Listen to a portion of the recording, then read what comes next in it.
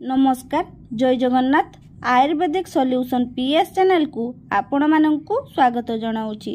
स्वप्नावस्था दांतर गड़िबा एक रोग रुक्ष आहार अजीर्ण कष्टबद्ध हेतु एही रोग होइथाए। आज आसंतु जानिबा घरोई उपचार द्वारा किपरि भलो करि परिबा। दुईटी उपचार अछि, ध्यान दे सुनंतु। प्रथम उपचारटी हैला गोटिए कंकड़ा को 2 सेर क्षीर रे एवं अध सेर तेल मिसाई पाक करिवे। क्षीर सुखी जाई केवल तैल अंश रहिले छाणी शिशिरे रखिबे।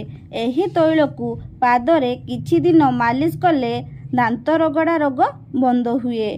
द्वितीय उपचारटी हैला सरल उपचार, ध्यान दे सुनंतु। अपराजिता चेर पिलार हाथ रे बांधिले दांत रगड़िबा रोग भलो होइथाए। भिडियोटी भलो लागिथिले लाइक शेयर सब्सक्राइब करिया पई जम्मा भूलिबेनी। Thank you. जय जगन्नाथ।